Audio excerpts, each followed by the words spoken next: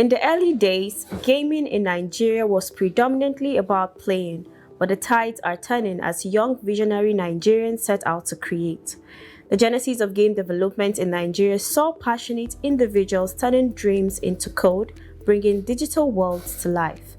Join us as we explore the genesis of game development in Nigeria, unravel the latest trends, and dive into the technologies shaping the future of this burgeoning industry. I am Dorcas Yakubuzala. Thanks for joining us.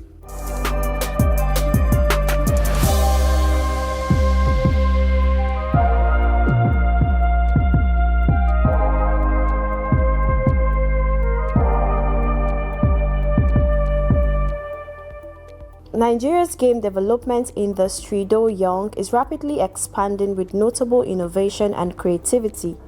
Emerging in the early 2000s, enthusiasts began creating games for fun and learning.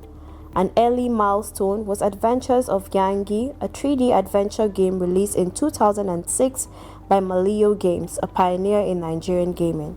Since then, the sector has grown, producing successful games like Giddy Run, Throne of Gods, and Area Boy across various platforms. Embracing the latest trends, Nigerian game developers are incorporating virtual reality, augmented reality, and blockchain in games like VR Realms, Kiro O Rebel 2, and Crypto Blades. With promising potential, the Nigerian game development industry is an exciting hub for passionate and talented developers. The thing with game development is, right, it can be cheap. It can be cheap in money and expensive in time. You have to choose where you are going to pay. Either you pay money or you pay time. These creators are crafting games that authentically showcase the diversity and richness of Nigerian and African culture.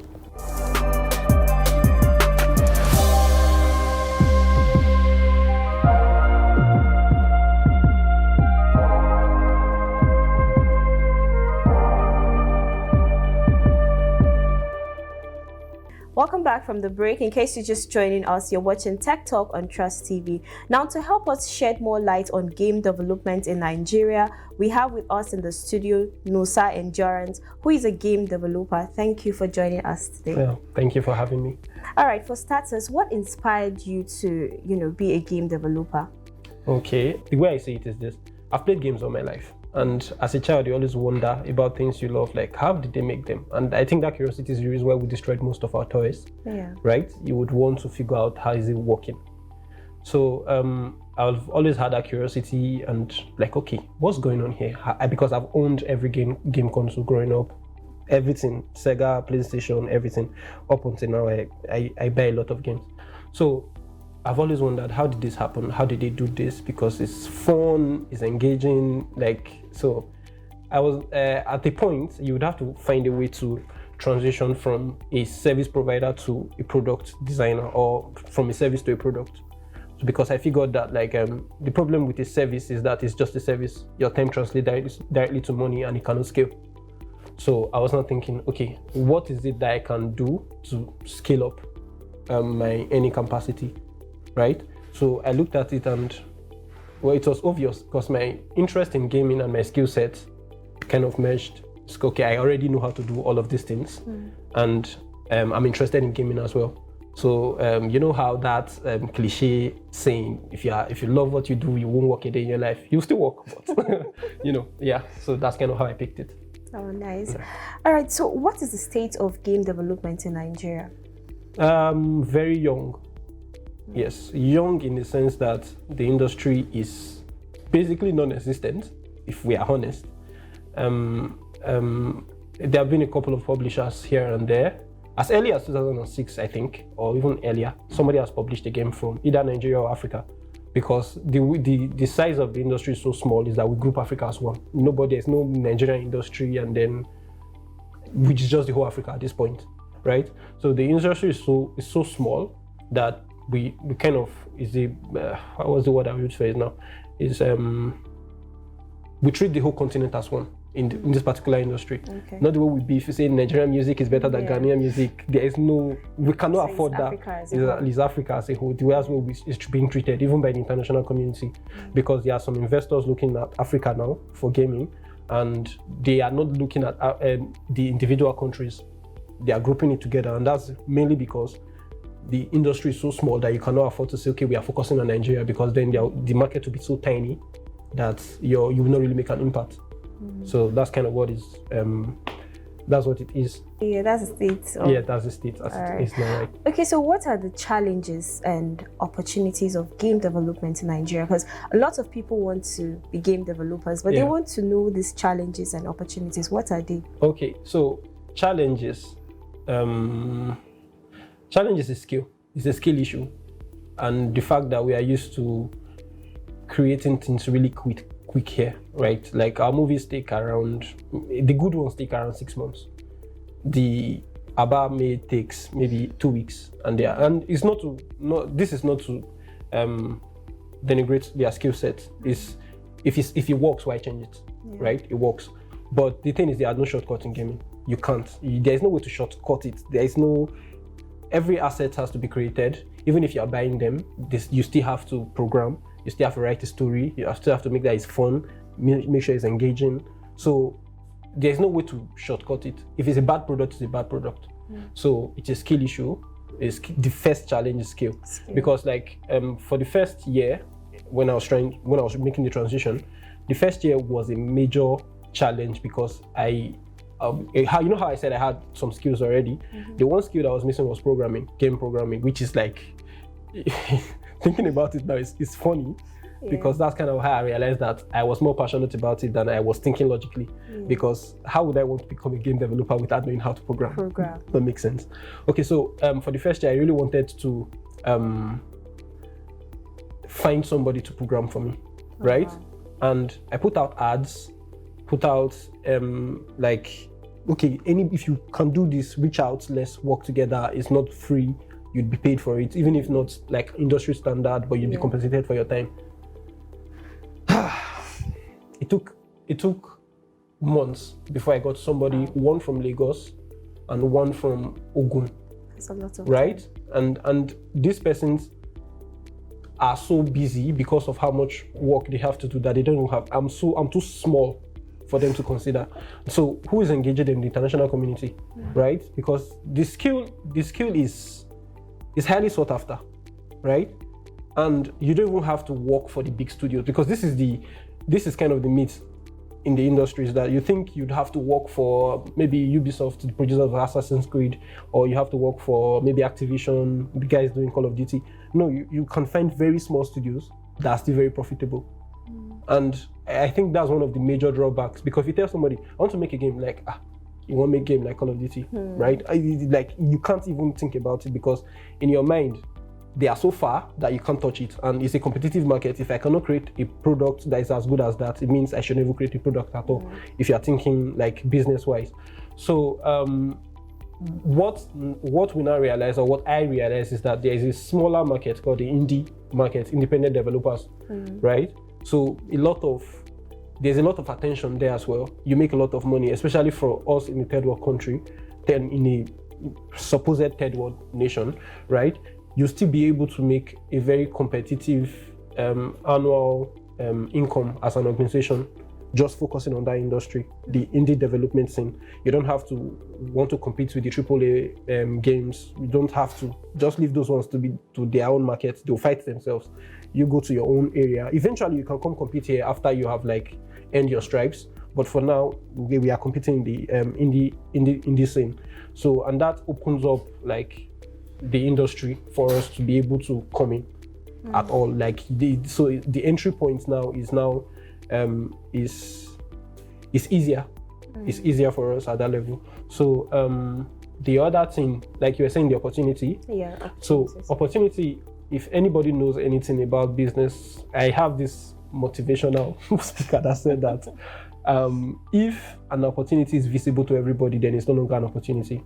True. Right? The industry is young. The opportunity is that if you come in now, you get a lot of attention, because we are exporting unique stories. We are exporting uniquely African stories, right? So the international community would want to look at that. That's one. And then on the other side, gaming is expensive. Like, making games is really expensive. And the advantage we have here is that we can make games on a very, very low budget. I don't know if it's an advantage, but I see it as an advantage. Yes, I see it as an advantage. It's like on a very small budget, you'd be able to make very, very good games, right? Because the competitive salary of a creative in Nigeria is a joke in the international market. So you can get away with a lot as a game company right now. But eventually, because people are going to realize what they are worth and they will not take that from you anymore. Okay. Right. All right, so how can these opportunities be harnessed and these challenges be addressed? Opportunities harnessed, challenges addressed. So I would think the first thing is what we are doing right now. I think most people, first of all, they don't know. And then there's this other thing about demystification, because sometimes it's just a mystery. It's like, wow, this game, it must be so difficult.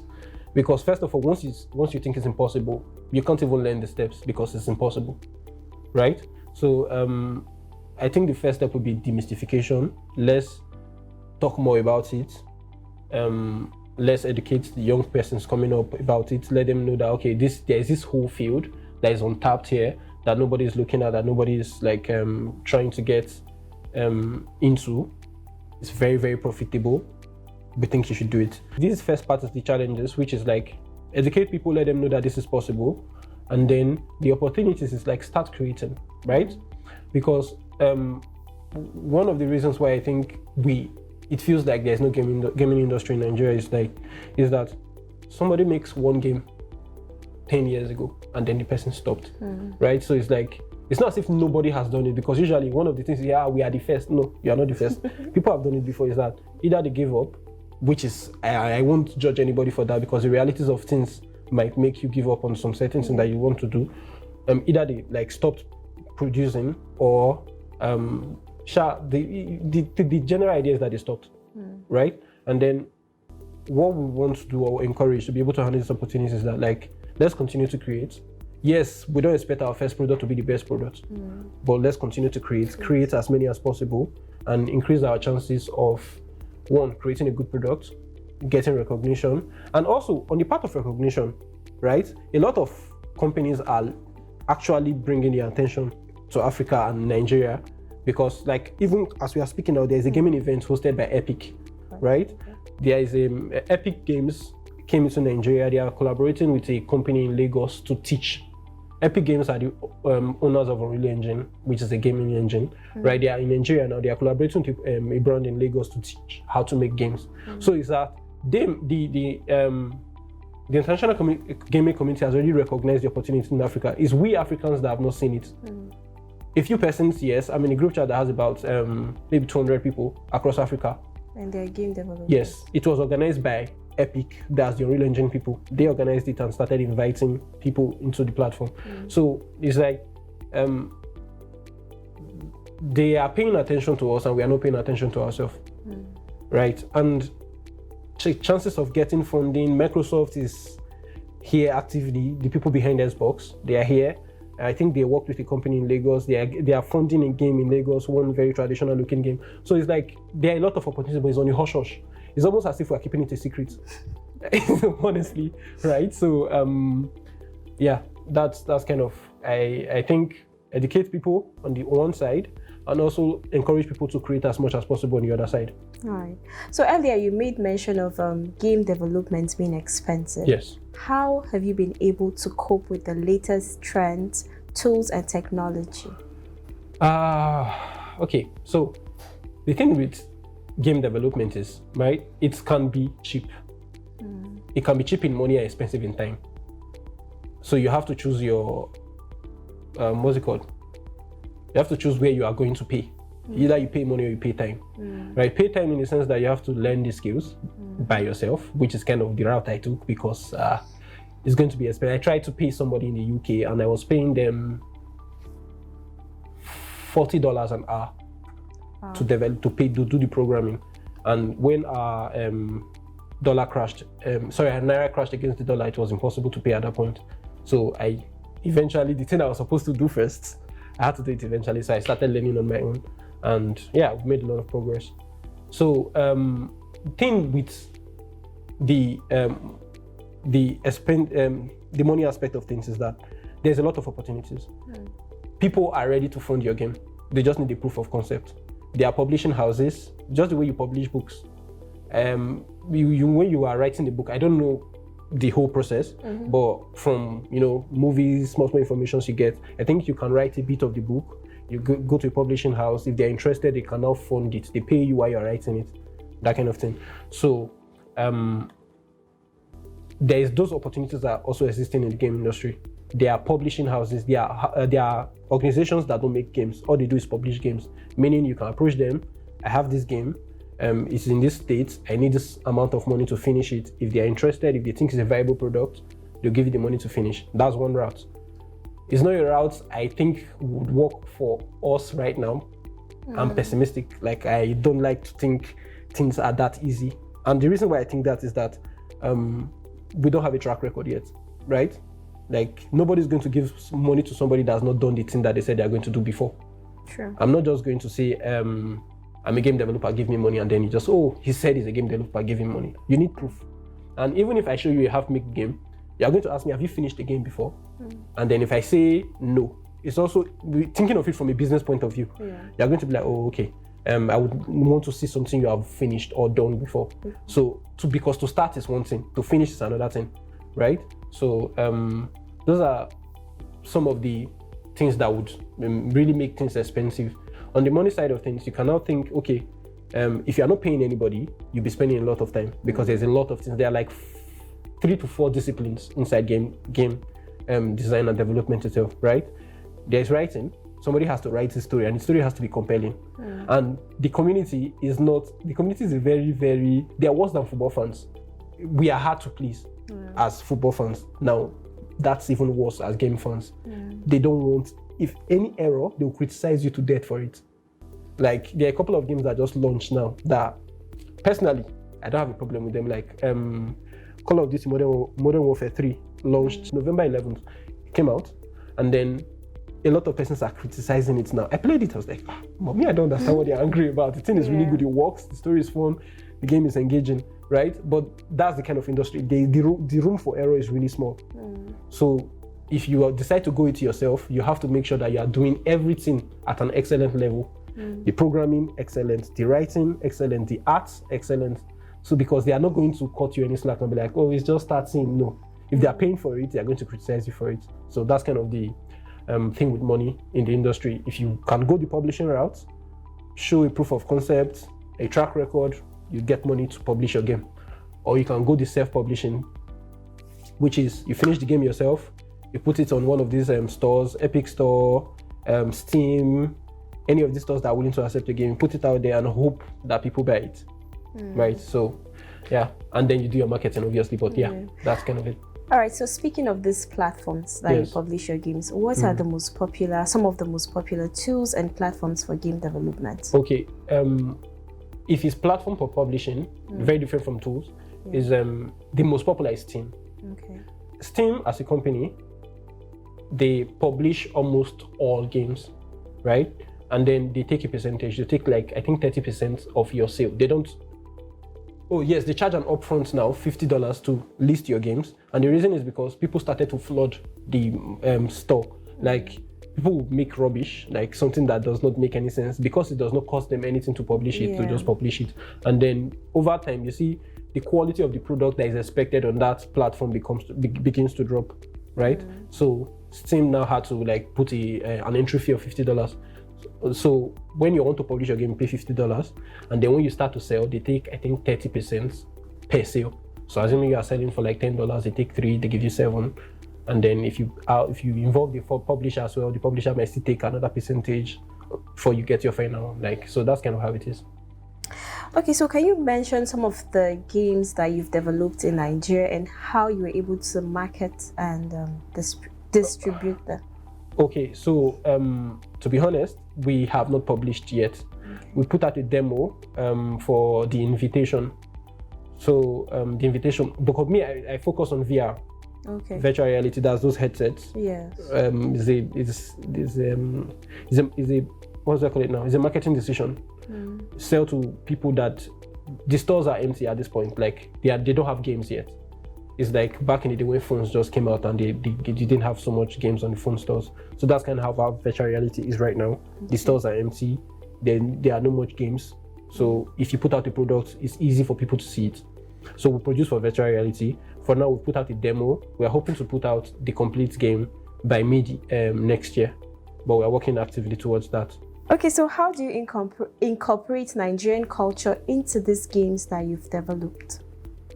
Like we see a lot of games showcasing the Western culture, yes, but thankfully now we've started seeing some games that are showing the Nigerian culture, the African culture in it. So how do you incorporate that into your games? Well, I don't think we will have any other option, because we cannot tell their story more than they will tell it. So we have to tell our own story. Yeah. Right? We cannot hope to tell their story better than they'll tell it. So we better tell our own story, because then that gives us a unique angle. And then, so on how, there's a lot of very unique stories. Some of them you heard growing up, because our first game, The Invitation, is focusing on something like horror. Not really horror, but scared, it's trying to scare you, because the medium VR works fantastically for like scaring people, because you are there, you're in the space, and then you hear something move behind you, like what's that? So right, so that's kind of, the medium is perfect for it. It's kind of why we are doing it. And then if you grew up in Nigeria, and we are obviously very superstitious here, so there's a ton of stories like that, of how things like that happen, and that's on the one side. And on the other side, you also have to be the one portraying ourselves in bright light. So The Invitation, part of the story, half of it is trying to demystify our culture, to not see them as, I don't know how this happened, but somehow anything that pertains to us is evil, and anything that pertains to the West is good. I don't know when that happened, but it has happened. We need to change and that we narrative. have to actively change that narrative, right? So The Invitation is basically a story about a professor that is what we would call a native doctor. So trying to bring science and our traditional practices and let them meet at a point. So he's cliche, but he's the head of like what would you call it now? Department of Abnormal Science or Paranormal Science, so that kind of thing. So but what we're trying to do is that to demystify our own culture, to not make them that evil tag that has been attached by default, that if anything that concerns your culture is evil, and then anything that concerns the culture of the white man is perfect. No, that was what we are trying to actively tell stories about, that like, okay, we have been misunderstood here. We've been misunderstood. It's not as if anybody did it on purpose. There's a part of it that's probably evil or barbaric and we should do away with, but there's a part of it that we should also keep. There's wisdom in it. So yeah, we're trying to tell those type of stories. All right, how do you deal with ethical and social issues relating to game development? For example, violence, addiction, or representation? I think you touched a bit of it. Okay, so representation, I think we've talked about. Yeah. Addiction and violence. So this is the thing. There are some things that are a part of our culture, and whether we like it or not, or would want to, they will not appeal to our moral being, but we have a propensity towards them. So like now, if people are fighting, why can't we just ignore them? We can't. Either somebody has to separate, or it's interesting to somebody. We even have fight sports. There is boxing and UFC, right? So it means that we have a propensity for violence. So it's not because of video games that people are violent. People are violent by default. If anything, video game is an outlet, a harmless outlet for that violence. It's like you get to be violent to people that don't exist. So if anybody tells you or told you that they were violent because they saw a video game, they are lying. They were already violent, right? Because it's in our nature. It's in our nature. You should control it. I'm not encouraging it. I'm not encouraging it. You should be controlled, but it's in our nature to be that way. So I don't think the violence aspect of things is really. Yes, it should not be overlooked. We should not now go overboard because people are already violent. But it's that we should accept that that's the nature, our nature, and then find ways to guide ourselves while creating inside that box. Because to remove it is to become boring. Where people are creating without those restrictions, you are trying to create with a self-imposed restriction that you don't need, and then you become boring. And in the end, it's a product. as much as we want to be politically politically correct, we still have to create a product that people will want to buy. So if we remove the violence, which technically we don't have, we might not be a very competitive product. That's kind of what I'm trying to say. So the addiction side of things is that this feels like a weak excuse, but people abuse everything. Okay. It's not just gaming, everything. If there's a thing that people enjoy, somebody's abusing it, right? If there's anything that people can do to distract themselves, even work, they are workaholics. There are people that enjoy, they work more than they should or more than is healthy for them, right? So is that we don't know how we are configured generally. People have tendencies to be addicted to more things. So I would say watch yourself. Don't put that imposition on the game developers. What we can do is to give you a warning there, because there are some games that are very addictive, and when you start, they tell you that this game has features that may be addictive, so that you will know. If you have that propensity, you know now and then stop. But to tell people to not create because of your inability to control yourself is not fair. That part is on you, and then the other part is on us. Our own is to create, see, okay, this might be a bit too addictive, because like now there are some games that have gambling features, like you don't know what you will get. Loot boxes is what they are called. Okay. So you open the thing and then you can be anything, and then that's kind of like gambling. So if you have that kind of feature in your game, you tell it beforehand. You let people know that there are features like this in my game and it might be addictive, so we advise that if you have these problems already, please don't engage with us. So that's all we can do really, because to not do, I don't know, the constraints then are too much that you cannot create. Creativity is already hard. Now the more constraints you put on a creative person, the harder it is to create. Right. So all right, thank you so much for coming to the studio today. You're welcome.